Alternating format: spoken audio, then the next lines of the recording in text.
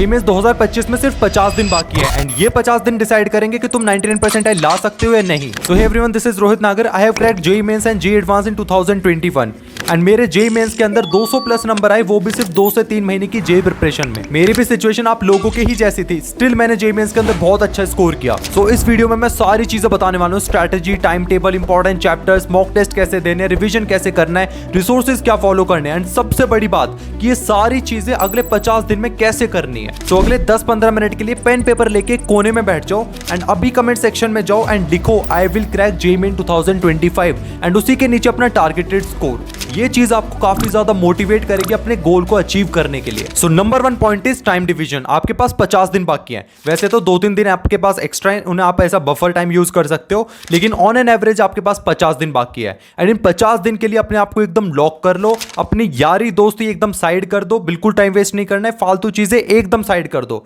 अपने पेरेंट्स को भी बोल दो कि ये 50 दिन मेरे हैं, मैं अपने तरीके से तैयारी करूंगा, मुझे बिल्कुल मत टोको। इस लेवल की डेडिकेशन चाहिए होगी अगले 50 दिन के लिए। सो इन 50 डेज को हम 2 पार्ट्स में डिवाइड करेंगे, 35 डेज एंड 15 डेज। 35 डेज में आपको सिलेबस कंप्लीशन पे फोकस करना है। सिलेबस कंप्लीशन के अंदर भी आपका थ्योरी और प्रैक्टिस वाला पार्ट आ जाता है। उसके बाद आपके जो 15 डेज बाकी होंगे, जेईई मेंस एग्जाम के जब 15 दिन बाकी होंगे, उन 15 दिनों में आपको प्रॉपर रिवीजन पे ध्यान देना है, मॉक प्रैक्टिस करनी है एंड सिलेबस कैसे कंप्लीट करना है, मॉक प्रैक्टिस कैसे करनी है, रिवीजन कैसे करना है, वो हम आगे डिस्कस करेंगे। एंड ध्यान रखना, इन 50 दिनों में तुम्हें 100 दिन की मेहनत करनी पड़ेगी। तुम्हें हद पार मेहनत करनी है, हर दिन 12, 13, 14, 16 घंटे पढ़ना पड़ेगा। इस लेवल के लिए, इस माइंडसेट के लिए एकदम रेडी रहना। अगले 50 दिनों में इतनी ज्यादा मेहनत करनी है कि तुमने जीवन में आज तक इतनी मेहनत कभी नहीं की होगी। Second point is targeted score. आप अपने गोल को अचीव करने के लिए बहुत ज्यादा मेहनत करते हो, लेकिन एक्चुअली में आपका गोल है क्या? ठीक है, आपको एक कॉलेज में जाना है, लेकिन उस कॉलेज में जाने के लिए आपका टारगेटेड स्कोर कितना है वो आपको पता होना चाहिए। तो इसलिए अपना टारगेटेड स्कोर लिखो। फॉर एग्जांपल, आपका टारगेटेड स्कोर है 99 परसेंटाइल, लेकिन 99 परसेंटाइल लिखने से आपकी 99 परसेंटाइल बिल्कुल नहीं आएगी। 99 परसेंटाइल लाने के लिए आपको पता होना चाहिए कि उसके लिए कितने मार्क्स चाहिए होते हैं। फॉर एग्जांपल, 99 परसेंटाइल के लिए आपको 200 नंबर चाहिए होते हैं, तो 200 नंबर का भी ब्रेक डाउन करो कि मुझे चैप्टर वाइज कितने मार्क्स लाने पड़ेंगे, केमिस्ट्री में कितना स्कोर करना पड़ेगा, फिजिक्स में कितना स्कोर करना पड़ेगा, मैथ्स मेरी थोड़ी वीक है, अगर उसमें थोड़ा कम स्कोर करता हूं तो फिजिक्स और केमिस्ट्री में कितना ज्यादा स्कोर करना पड़ेगा एंड वो स्कोर के लिए कितने कितने चैप्टर्स करने पड़ेंगे। इस लेवल का तुम्हें ब्रेक डाउन करना है एंड तुम्हारा टारगेटेड स्कोर लिखने के लिए मैं तुम्हारी हेल्प कर देता हूं। 90 से 95 परसेंटाइल लानी है तो आपको 110 से 150 नंबर लाने होंगे। 96 से 99 परसेंटाइल लेके आने तो आपको 160 से 190 नंबर लाने होंगे एंड 99 प्लस परसेंटाइल के लिए आपको 200 प्लस स्कोर करना होगा। सो एक पेन पेपर लो और अपना टारगेट लिखो एंड वो टारगेट लिखने के बाद जहां पे भी आप पढ़ाई करते हो, जहां पे भी आपका स्टडी टेबल है, वहीं पे उसी के सामने दीवार पे अपना वो टारगेट चिपका दो, दरवाजे पे चिपका दो। आपको दिखते रहना चाहिए कि फाइनल गोल ये है, मुझे इसके लिए मेहनत करनी है। एंड सेकंड इंपॉर्टेंट चीज, क्या भैया मैं 0 से 99 परसेंटाइल स्कोर कर सकता हूं अभी भी? तो देखो, 99 परसेंटाइल स्कोर करना तो मुश्किल है, तो क्या हमें जेईई प्रिपरेशन छोड़ देनी है? क्या हमें ये सारी चीजें छोड़ देनी है? क्या अगले 50 दिन खराब कर देने हैं? बिल्कुल नहीं। अगर तुम आज 0 पे बैठे हो तो तुम्हें अगले 50 दिन उतनी ही डेडिकेशन से मेहनत करनी है। हो सकता है तुम्हारी 99 परसेंटाइल ना आए, लेकिन मैं गारंटी देता हूं तुम्हारी 96, 97, 98 परसेंटाइल डेफिनेटली आ सकती है। अगर तुम फर्स्ट अटेम्प्ट में इतनी परसेंटाइल ला सकते हो तो सोचो, अभी अप्रैल अटेम्प्ट है एंड अप्रैल अटेम्प्ट तक तुम डेफिनेटली 99 तक पहुंच जाओगे और उसी के साथ में तुम जेईई एडवांस भी फोड़ दोगे। तो गिव अप नहीं करना है, अभी भी सफिशिएंट टाइम है, बस अपना 100% देना है। तीसरा पॉइंट बहुत ज्यादा इंपॉर्टेंट है, मेक 50 डेज प्लान। अगले 50 दिन का आपको प्रॉपर एक डिटेल्ड प्लान बनाना है। आप हर दिन वेस्ट नहीं कर सकते कि यार मैं उस दिन सोचूंगा कि मुझे उस दिन कौन सा चैप्टर पढ़ना है, उस दिन कौन सी एक्सरसाइज करनी है, उस दिन कौन से लेक्चर देखने हैं। आप 1 घंटा, एक दिन के आप 1 घंटा 1 मिनट भी अफोर्ड नहीं कर सकते वेस्ट करना।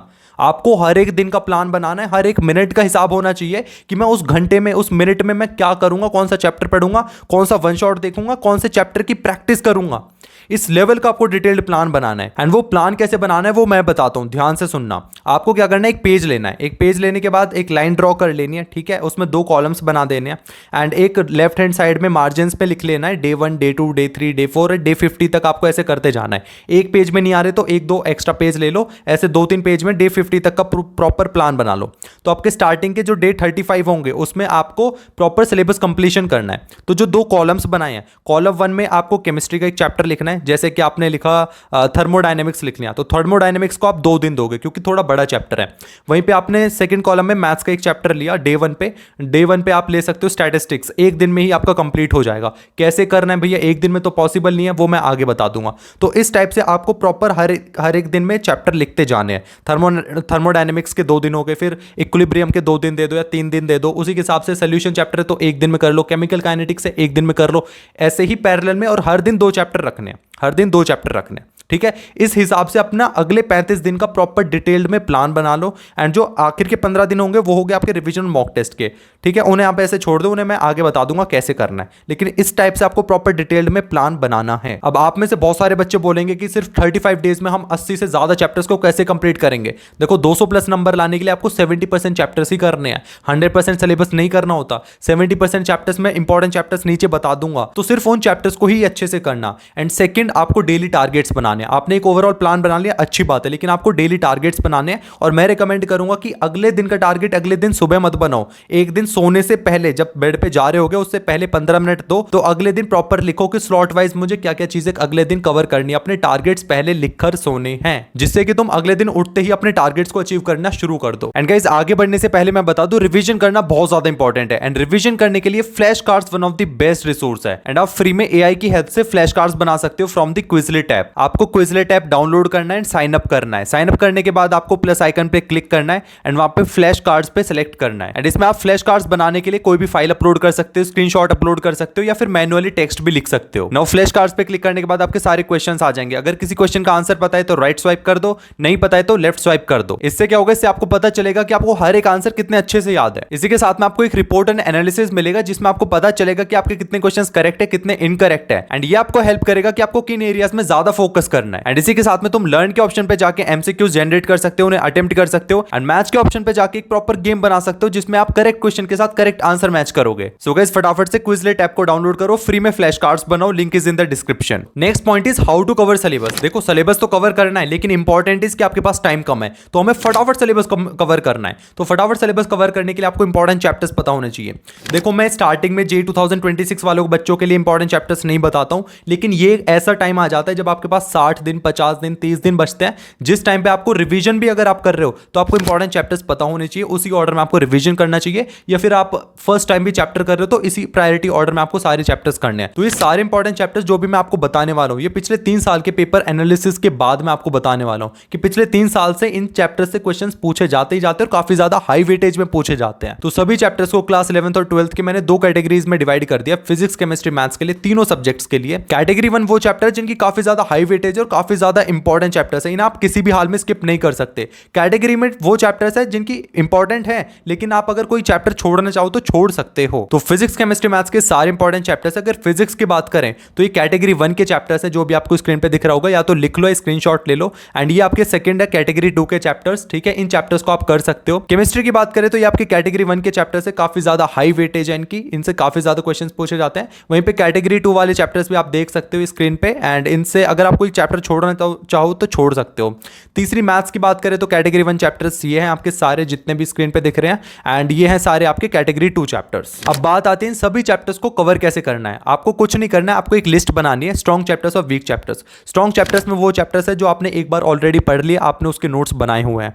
आपको क्या करना है, उसके नोट्स उठाने हैं, ठीक है। नोट्स उठाने के बाद उन्हें रिव्यू करना है। अगर नोट्स में कहीं प्रॉब्लम आती है तो फटाफट से वन शॉट देख लो, 1-2 घंटे का, फटाफट उससे रिवाइज हो जाएगा। एंड उसके बाद आपको डायरेक्टली पीवाईक्यूज करने हैं, ठीक है। चैप्टर वाइज पीवाईक्यूज करो, इससे आपके स्ट्रॉन्ग चैप्टर बहुत ज्यादा स्ट्रॉन्ग हो जाएगा।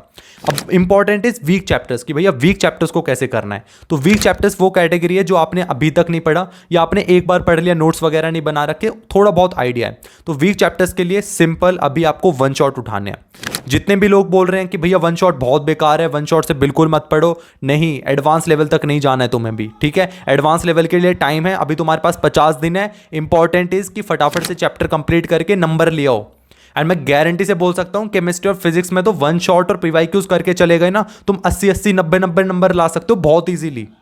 तो वन शॉट को बिल्कुल हल्के में मत लो, जेईई मेंस लेवल की तैयारी करो भी, कोई दिक्कत नहीं, एडवांस लेवल पे नहीं पहुंच रहे, फिर पहुंच जाओगे, बहुत टाइम मिल जाएगा। तो जेईई मेंस लेवल की तैयारी करो, वन शॉट को फॉलो करो। वन शॉट एक बार देख लेते हो, उसके प्रॉपर नोट्स बना लो, बहुत छोटे छोटे से नोट्स बनेंगे, ज़्यादा पेज नहीं भरने हैं, छोटे छोटे नोट्स बना लो, क्योंकि वो रिवाइज भी करने एंड में। एंड उसके साथ प्रैक्टिस के लिए कुछ मत करो, प्रीवियस ईयर क्वेश्चन कर लो।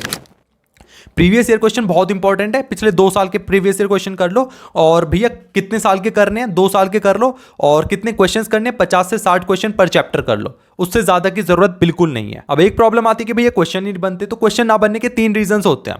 पहला रीजन है कि तुम्हारी थ्योरी वीक है, तो उसके लिए वन शॉट देख लेना अच्छे से और रिवीजन कर लेना, फिर आपके क्वेश्चन बनने लगेंगे। लेकिन ये प्रॉब्लम आती है कि भैया अभी भी क्वेश्चन नहीं बन रहे, तो आपको क्या करना है कि 2002 से 2005 तक के प्रीवियस ईयर क्वेश्चन उठाने हैं चैप्टर वाइज और उन्हें सॉल्व करो, क्योंकि वो काफी ज्यादा इजी क्वेश्चंस है।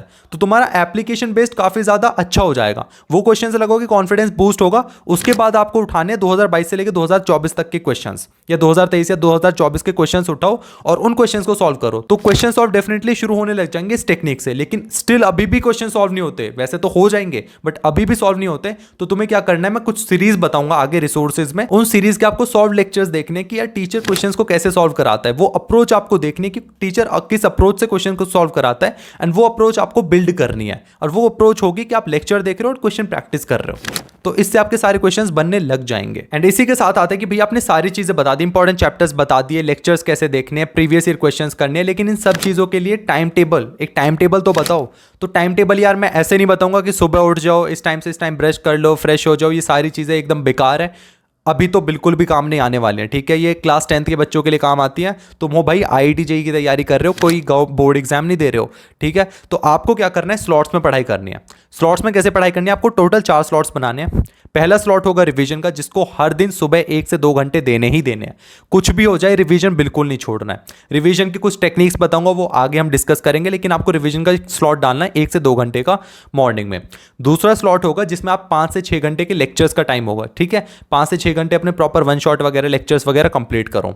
तीसरा स्लॉट होगा आपका क्वेश्चन प्रैक्टिस का, उसको भी प्रॉपर 5 से 6 घंटे दो, क्योंकि सिर्फ लेक्चर से काम नहीं चलेगा, क्वेश्चन प्रैक्टिस भी बहुत ज्यादा इंपॉर्टेंट है। तो 5 से 6 घंटे प्रॉपर क्वेश्चन प्रैक्टिस के लिए भी दो, और दिन में सिर्फ 2 चैप्टर्स करने हैं, 2 चैप्टर्स मतलब 2 सब्जेक्ट्स पढ़ने हैं। एंड चौथा स्लॉट आएगा कि आपका नाइट में, ठीक है, रात में 3-4 घंटे का स्लॉट होगा, उसमें आप कोई भी अपना वीक सब्जेक्ट पकड़ सकते हो। आपका वीक सब्जेक्ट मैथ्स है तो मैथ्स के क्वेश्चन लगाओ, मैथ्स के लेक्चर देखो, उसमें जो चाहो वो करो, ठीक है। कोई वीक चैप्टर उठा सकते हो, उसे स्ट्रॉन्ग कर सकते हो। तो ऐसे स्लॉट्स में आप पढ़ाई कर सकते हो। नाउ नेक्स्ट पॉइंट आता है रिसोर्सेज की, भैया वन शॉट कहां से देखने हैं और प्रैक्टिस कहां से करनी है। तो वन शॉट के लिए मैं बेस्ट रिसोर्सेज बताने वाला हूं, कुछ सीरीज बताऊंगा, ठीक है, 4 से 5 सीरीज होंगी। पहली सीरीज है मंजिल बाय JEE वाला, यहाँ पे आपको 7 से 8 घंटे के लेक्चर्स मिल जाएंगे, वन शॉट्स मिल जाएंगे। उसी के साथ में सेकंड सीरीज है जुनून ई JEE बाय अनअकैडमी, ये सीरीज भी आप चेकआउट कर सकते हो। तीसरी सीरीज है बाउंस बैक सीरीज, ये भी काफी ज्यादा अच्छी सीरीज है। एंड लास्ट है मंजिल लेजेंड्स, ये भी काफी अच्छी सीरीज है। ये थोड़े से इसमें आपको शॉर्ट मिल जाएंगे, 4 से 5 घंटे के या 3 घंटे के वन शॉट्स मिल जाएंगे। तो इन सारी सीरीज को आप अच्छे से फॉलो कर सकते हो। ये तो हो गई आपके वन शॉट के लिए, थ्योरी के लिए। उसी के साथ में आप प्रैक्टिस के लिए स्प्रिंट सीरीज फॉलो कर सकते हो बाय अनअकैडमी, एंड दूसरा आप प्रैक्टिस सीरीज फॉलो कर सकते हो बाय JEE वाला। ये दोनों सीरीज काफी ज्यादा अच्छी है, इसमें आप प्रैक्टिस कर सकते हो। सेकंड, कुछ स्पेशल चैनल्स बताऊंगा जिससे आप कुछ स्पेसिफिक सब्जेक्ट पढ़ सकते हो। Number 1 physics galaxy checklist by Ashish Arora sir. अगर आपने फिजिक्स गैलेक्सी की ये चेकलिस्ट कर ली तो आपको कोई दूसरी चीज करने की जरूरत नहीं है, मोर देन सफिशिएंट है JEE मेंस लेवल के लिए। सेकंड, आइडेंटिटी, जिससे आप फिजिक्स का क्विक रिवीजन कर सकते हो, एंड PYQ सीरीज भी आपको मिल जाएगी। तीसरा, पंकज सर केमिस्ट्री, जिनके वन शॉट काफी ज्यादा अच्छे हैं। चौथा, कैनवस क्लासेस बाय पारस सर, जिनके आपको वन शॉट तो मिलेंगे लेकिन उसी के साथ में NCERT के रिकैप भी मिल जाएंगे। एंड पांचवा, अरविंद कालिया सर के वेदांतो वाले लेक्चर्स आपको बहुत हेल्पफुल रहेंगे। एंड क्वेश्चन प्रैक्टिस के लिए आपको सिंपल पिछले 2 साल के PYQs अच्छे से लगाने हैं। नाउ लास्ट 15 डेज में आपको क्या करना है वो चीजें डिस्कस करते हैं। नंबर 1 आपको रिवीजन करना है, सेकंड इज मॉक टेस्ट देना है। तो सबसे पहले हम रिवीजन की बात करेंगे। रिवीजन करने के भी कुछ टेक्निक्स हैं, मैं 3 टेक्निक बताऊंगा। नंबर 1 इज एक सिंपल टेक्निक है कि आपके जो भी लॉन्ग नोट्स है, जो भी आपने नोट्स बना रखे हैं, उन्हें डेली रिव्यू करो, ठीक है। आपने कल जो पढ़ा था उसे आज पढ़ो, जो आपने परसों पढ़ा था उसे आज पढ़ो, ठीक है। आपने जो पिछले 7 दिनों में पढ़ा था उसे डेली रिव्यू करते चलो। इससे क्या होगा, जो भी आपके लॉन्ग नोट्स है उन्हें डेली रिव्यू करोगे तो वो लॉन्ग नोट्स रिव्यू करने में आपको ज्यादा टाइम नहीं लगेगा, क्योंकि सारी चीजें आपके सबकॉन्शियस माइंड में फिक्स हो चुकी होंगी। तो लॉन्ग नोट्स से भी आप रिवीजन कर सकते हो, जो कि बेसिक है, जो कि मैक्सिमम बच्चे करते ही करते हैं। सेकंड, शॉर्ट नोट्स बना सकते हो और रिवीजन कर सकते हो। ये भी काफी ज्यादा अच्छी टेक्निक है, जो कि बहुत सारे बच्चे JEE एस्पिरेंट्स यूज करते हैं। लेकिन मैं आपको रिकमेंड करूंगा, जरूरी नहीं आप सारे चैप्टर्स के शॉर्ट नोट्स बनाओ, क्योंकि उतना ज्यादा टाइम भी नहीं है। आपको क्या करना है, आपको हाइब्रिड यूज करना है। आपको लॉन्ग नोट्स पे बनाना है, शॉर्ट नोट्स पे बनाने हैं। भैया ये कैसी बात हुई, इसमें तो और ज्यादा टाइम लग जाएगा। बिल्कुल नहीं, आपको जितने भी चैप्टर्स है लॉन्ग नोट्स से रिवाइज करो, लेकिन शॉर्ट नोट्स कुछ स्पेसिफिक चैप्टर्स के लिए बना सकते हो। स्पेशली मैथ्स के लिए बना सकते हो, जिसमें आप फॉर्मुला शीट होगी, ठीक है, फॉर्मुला शीट जरूर बनानी है, जिससे कि आप सारे फॉर्मुला ऑन टिप्स हो जाएंगे। आप अगर आप फॉर्मूला शीट बनाओगे। सेकंड, केमिस्ट्री के लिए बना सकते हो। केमिस्ट्री में आपकी ऑर्गेनिक केमिस्ट्री की रिएक्शंस होगी, उसकी लिस्ट बना लो, शॉर्ट नोट्स बना लो, ठीक है। इनऑर्गेनिक के आप शॉर्ट नोट्स बना सकते हो। तो कुछ स्पेसिफिक पार्ट के, कुछ स्पेसिफिक चैप्टर्स के आप शॉर्ट नोट्स बना सकते हो। इससे क्या होगा कि आपकी जो चीज़ें भूलने वाली है वो शॉर्ट नोट्स के अंदर होंगे और उन्हें फटाफट आप रिवाइज कर पाओगे एग्जाम से पहले। एंड तीसरी टेक्निक आपकी स्पेशली इन 15 दिनों में बहुत ज़्यादा काम आने वाली है। उसमें क्या करना है आपको, क्वेश्चन प्रैक्टिस। क्वेश्चन प्रैक्टिस से कैसे रिवीजन होता है? क्वेश्चन प्रैक्टिस से रिवीजन होता है कि आपको सब्जेक्ट वाइज एक एक घंटे के टेस्ट देने हैं, ठीक है। 3 घंटे नहीं बैठना है, एक एक घंटे के टेस्ट दो, सब्जेक्ट वाइज दो। एंड जो भी आपकी गलतियां हो रही हैं उन्हें आइडेंटिफाई करो, एनालिसिस करो। जो भी टॉपिक आपका वीक रह गया उस चैप्टर को फिर से पढ़ो, फिर से रिव्यू करो। वन शॉट देखनी पड़ रही है तो वन शॉट देखो, एंड रिवीजन करने के बाद फिर से एक और क्वेश्चन प्रैक्टिस करो। तो ऐसे क्वेश्चन प्रैक्टिस से आपका एक लूप बन जाएगा जिसमें आपका रिवीजन भी होता रहेगा। Last but not the least is mock test. आपको मॉक टेस्ट बिल्कुल स्किप नहीं करने हैं। जो आपके आखिर के 15 दिन बचेंगे ना, उनमें आपको 15 मॉक टेस्ट देने हैं। हर दिन एक मॉक टेस्ट देना ही देना है। एंड जब भी आप फुल मॉक टेस्ट देने शुरू करोगे उससे 2 से 3 दिन पहले आपको पूरा सिलेबस का अच्छे से रिवीजन कर लेना है, थ्योरेटिकल रिवीजन, ठीक है, जिससे कि आपका अच्छा कॉन्फिडेंस आ जाएगा एंड आपकी सारी चीजें ऑन टिप्स रहेंगी। अगर आप 2 से 3 दिन में फुल सिलेबस रिवीजन कर पा रहे हो तो आप 99 परसेंटाइल के लिए डेफिनेटली एकदम रेडी हो। एंड मॉक टेस्ट कैसे अटेम्प्ट करने हैं, ध्यान से सुनना। आप सुबह उठते हो और 3 घंटे का प्रॉपर एक मॉक टेस्ट लगाते हो। एंड मॉक टेस्ट लगाने के बाद ऐसा नहीं उसे छोड़ दिया। आपका सेकंड स्टेप होता है प्रॉपर एनालिसिस करना है। एनालिसिस कैसे करना है, आपको वो क्वेश्चंस देखने जो कि आपने क्वेश्चंस छोड़ दिए, आपके गलत हो गए। जो क्वेश्चंस गलत हो गए उसमें देखना है कि गलत क्यों हुए, कि आपने गेस किया था, कि आपने कैलकुलेशन एरर कर दी, या आपने कोई और मिस्टेक कर दी जिसकी वजह से गलत हो गया। फिर या फिर अगर आपने कोई क्वेश्चन छोड़ा है तो वो क्यों छोड़ा है, कि आपको टॉपिक नहीं आता था, या वो चैप्टर ही नहीं पढ़ रखा था, या आप कोई फॉर्मूला भूल गए थे, ठीक है। तो इससे क्या आइडेंटिफाई करोगे कि अगर आपका कोई कैलकुलेशन एरर हुआ है, ठीक है, तो उसे आप कैसे रेक्टिफाई कर सकते हो, क्वेश्चन प्रैक्टिस ज्यादा करो, इससे ये कंक्लूजन मिलता है। वहीं पे अगर आपका कोई टॉपिक वीक था, आपने कोई क्वेश्चन छोड़ा क्योंकि आपका कोई टॉपिक वीक था, या आपने वो चैप्टर नहीं करा, या किसी स्पेसिफिक फॉर्मूला का भूल गए, तो उससे क्या होगा कि आप नेक्स्ट टाइम ध्यान रखोगे, नोट्स खोलोगे, ठीक है, उसके नोट्स खोलो और वो चैप्टर का जो भी स्पेसिफिक टॉपिक है उसे अच्छे से पढ़ो फिर से। एंड वो अगर पढ़ने से समझ नहीं आ रहा उसका वन शॉट देखो। इससे क्या होगा, एक लूप बनेगा कि आपके वो टॉपिक स्ट्रांग हो गया। फिर से अगले दिन एक मॉक टेस्ट दो और ध्यान रखो जो गलतियां पिछले मॉक टेस्ट में की थी वो इस मॉक टेस्ट में बिल्कुल नहीं करनी है। एंड इस टाइप से एक लूप बन जाएगा जिसमें आप मॉक टेस्ट भी दे रहे हो, एनालिसिस भी कर रहे हो, रिवीजन भी हो रहा है। एंड एक और चीज, मार्क्स से बिल्कुल नहीं डरना है। ये अच्छी बात है कि तुम घर पे ही गलतियां कर रहे हो और घर पे ही सीख रहे हो, रादर देन कि तुम फाइनल एग्जाम में ब्लंडर करके आ जाते हो और वहां पे एग्जाम बिगड़ जाता है, तुम्हें 1 साल का फटका लग जाएगा सीधे सीधे। तो तुम्हें वो सारी गलतियां अपने घर पे ही करनी है। मार्क्स को लेकर डिमोटिवेट नहीं होना है। मैं अभी बता देता हूं, जो भी बच्चे फुल मॉक टेस्ट देंगे तैयारी करके, हो सकता है उनके 100 नंबर आए, 120 नंबर आए 300 में से, तो डिमोटिवेट नहीं होना है। और ऐसे भी नहीं सोचना है कि एक मॉक टेस्ट में 100 120 आ गई तो अगले मॉक टेस्ट में 120 200 प्लस नंबर लेके आऊंगा, बिल्कुल नहीं। अगर पहले मॉक टेस्ट में 100 120 नंबर आते हैं तो अगले मॉक टेस्ट में 10 से 15% का बस गेन रखो कि यार अगले मॉक टेस्ट में 130 140 नंबर लेके आऊंगा, फिर 160 लेके आऊंगा, फिर 180 लेके आऊंगा। और तुम धीरे धीरे देखोगे अगर इस पैटर्न में चलोगे तो तुम 220 240 200 नंबर तक स्कोर कर रहे होगे, एग्जाम से जस्ट 3-4 दिन पहले तक। तो काफ़ी ज़्यादा कॉन्फिडेंस बूस्ट हो जाएगा और ये चीज़ें स्टेप बाय स्टेप इंप्रूव होंगी। तो बिल्कुल डिमोटिवेट नहीं होना इस टाइम पे। एंड एक आखिरी बात, ये वीडियो हज़ारों बच्चे देखने वाले हैं, लेकिन एट द एंड फोड़ेगा वही बंदा जो इन सारी चीज़ों को इंप्लीमेंट करेगा और कल से ही एग्जीक्यूट करेगा। यारी दोस्ती, फालतू का टाइम वेस्ट, सोशल मीडिया, इन सब चीज़ों को इस टाइम पे बिल्कुल बंद कर दो। अपने गोल के लिए, जो भी तुम्हारा टारगेट है उसके लिए एकदम पागलों की तरह जमकर मेहनत करो। घर वाले भी सोचे कि भाई इस बंदे को हो क्या गया, ये पिछले 50 दिनों से अगले 50 दिनों में इतनी मेहनत कैसे कर रहा है। इतनी ज़्यादा मेहनत करो। तुम्हारे पास सिर्फ 2 महीने हैं, 2 महीने से भी कम। इन 2 महीनों में, इन 50 दिनों में इतनी ज़्यादा मेहनत करो कि यार तुम्हारी एकदम डिफरेंट पर्सनैलिटी निकल कर आए। यार तुम्हारे आसपास के यार दोस्त सब सोचे कि भाई ये बंदा तो 50 दिन पहले क्या था और आज क्या बन गया। भाई ये इतना ज़्यादा कैसे पढ़ रहा है, इतना ज़्यादा, इतना तगड़े स्कोर कैसे कर दिया। लोगों को शौक लगना चाहिए, इतना तगड़ा इंप्रूवमेंट कर दो। और तुम में से ये हर एक बंदा कर सकता है। बिल्कुल भी अंडर एस्टिमेट मत करो अपने आप को, तुम कर सकते हो। जस्ट तुम्हें फोकस की जरूरत है, एक पिन पॉइंटेड फोकस मिलना चाहिए। एंड अगले 50 दिन तुम वो सारी चीजें अचीव कर सकते हो जो तुम चाहते हो लाइफ में। बस तुम्हें बहुत ज़्यादा फोकस के साथ, डेडिकेशन के साथ अगले 50 दिन सिर्फ पढ़ाई करनी है, सिर्फ पढ़ाई करनी है, सिर्फ पढ़ाई करनी है। एंड सबसे बड़ी बात, टेंशन नहीं लेनी है, ठीक है। इस टाइम पे माहौल थोड़ा गर्म रहेगा कि ये हो गया वो हो गया, बिल्कुल नहीं, टेंशन बिल्कुल नहीं लेनी है। चिल करके पढ़ाई करनी है। डेली का आपका टारगेट है, उन्हें अचीव करना है। And that's all for today. And एकदम तबाही मचा दो, इतनी ज़्यादा मेहनत करो, फोड़ के रख दो सब चीज़ें। नाम रोशन कर दो अपने मम्मी पापा का, अपना सबका नाम रोशन कर दो, फोड़ के रख दो।